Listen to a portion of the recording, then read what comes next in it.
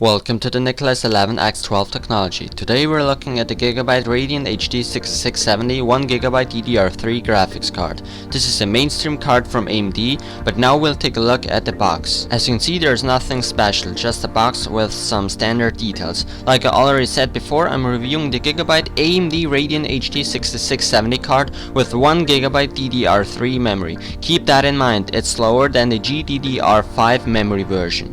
The box looks beautiful in my opinion, and even on the sides. Nice blue and black theme. Right here are some specifications. This card uses 1GB DDR3 memory, has a bus width of 128-bit, features PCI Express 2.1, offers full DirectX 11 support, and to cool the card down, GIGABYTE installed a 100mm large fan. Now let's open this box up and see what's in there. User's manual with drivers, quick installation guide, and the graphics card itself in an anti-static bag. Here you go, there's the card. Doesn't look bad at all. The 100mm fan looks really nice. The aluminum feels pretty durable and also cold. That's good. As you can see, the card offers one DVI out, one VGA out, and one HDMI out, and it's a single slot card. PCI Express obviously. The heatsink is mounted with 4 metal screws to put maximum pressure onto the GPU for optimal cooling.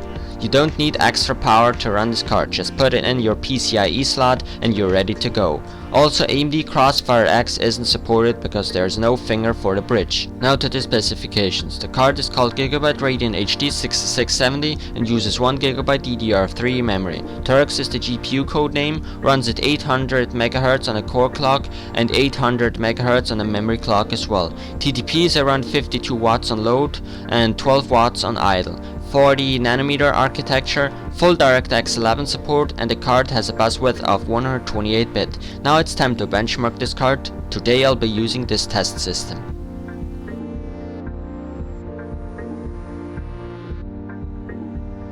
In GPU-C you can clearly see we're looking at the HD 6670.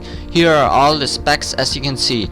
480 unified shaders, not bad. DirectX 11 and shader model 5.0 support. I'm also using the latest drivers as you can see right there.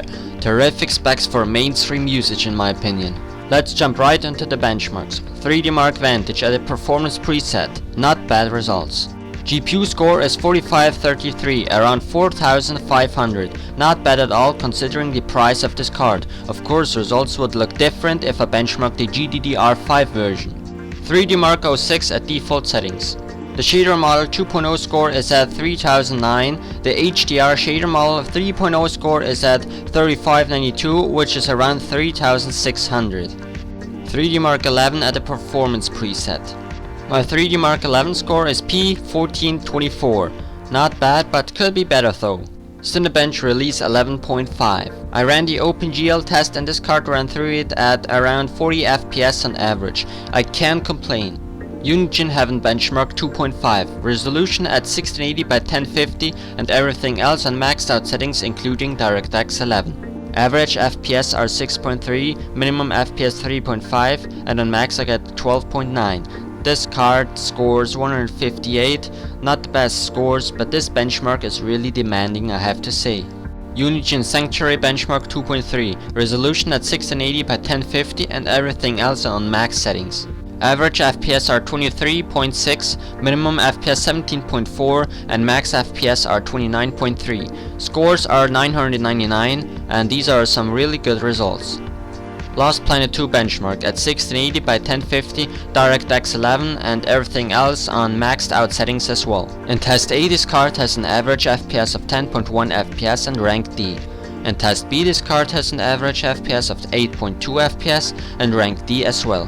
Firmark at 1680 by 1050, no anti-aliasing, benchmark no preset.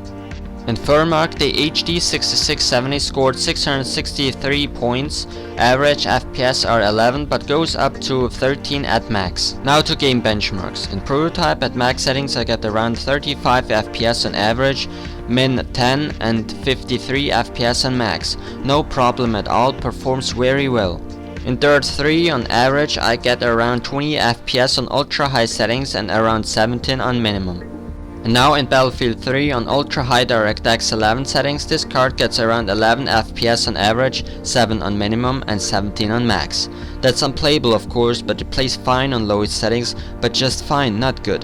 When I started to lower my screen resolution, the game was totally playable. For the temperatures on idle, this card runs at around 30 degrees Celsius, which are 86 degrees Fahrenheit. The fan speed is at 40% as you can see, and on full load the temperatures go all the way up to 40 degrees Celsius, which are 104 degrees Fahrenheit and isn't hot at all. Please note that my ambient room temperature was 18 degrees Celsius, which are 64 degrees Fahrenheit when I ran this test. We just came to the end of this review and it's time for a conclusion. The GIGABYTE Radeon HD 6670 1GB DDR3 graphics card has a great value and is meant for mainstream usage or casual gaming. It's not made for hardcore gaming or even high-end 3D rendering.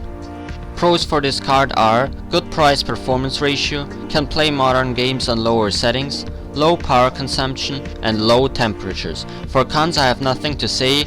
I give this card a 7 out of 10 and definitely recommend it. Thanks for watching.